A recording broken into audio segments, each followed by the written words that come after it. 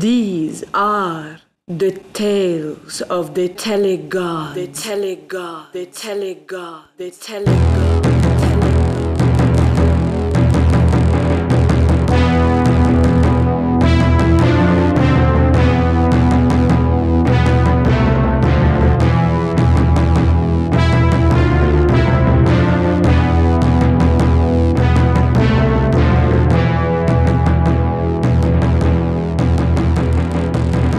Before the realms of the ancients, before the deep and remote first light of legends, from out of the beginning and the inception, from across the voids of dream, came the fate spears.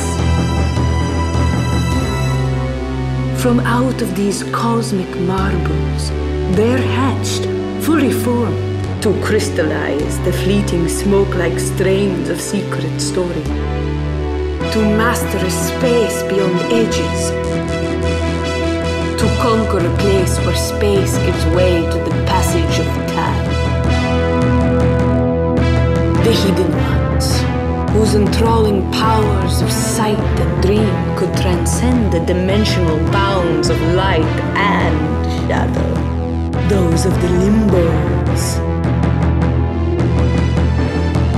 those of the cosmos, and those of the three worlds. The archaeonic,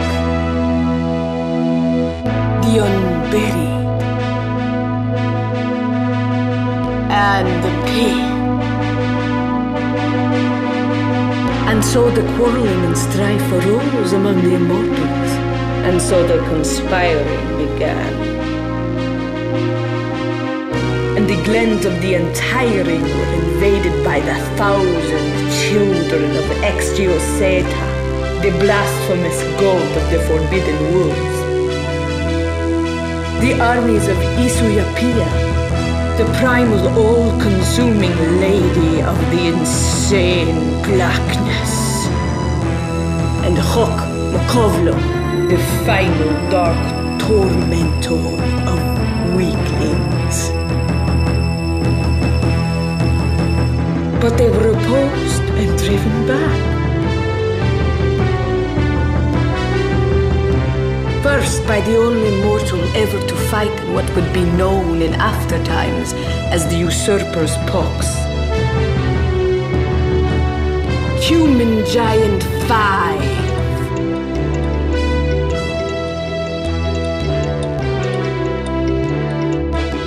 And with it came Mythocyclotes, the blind demon hunter of the 18 Pythian worlds.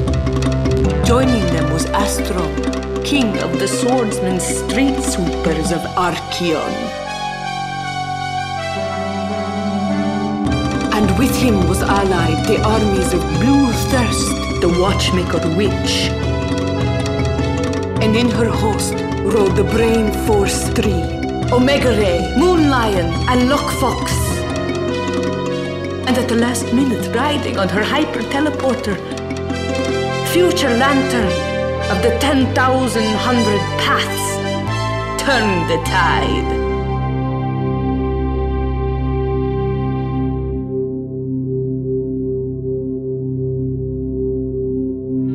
The rebuilding of heaven after the usurper's pox took the time of 9 histories. Then did they transmit unto the realms of all sentient forms the wondrous shapes and dimensions of their restored, glorious worlds.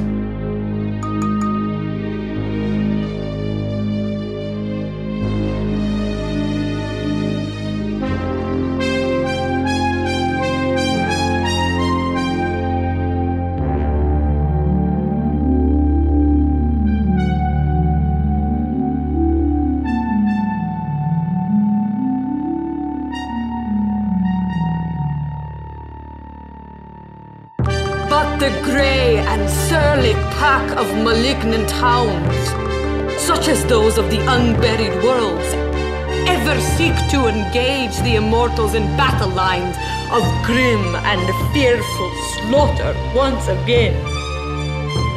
And ever do they seek revenge by inseminating the worlds of light with their monstrous seed. And ever must the immortals lend their powers to those mortal squadrons who take upon themselves the task of holding back and staunching the tide of unreasoning and terrible apocalyptic chaos.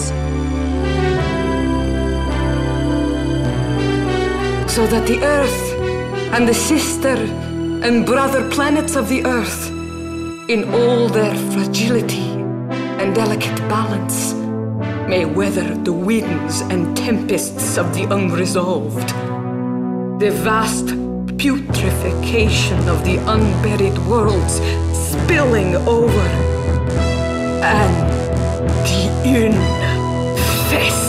infestation.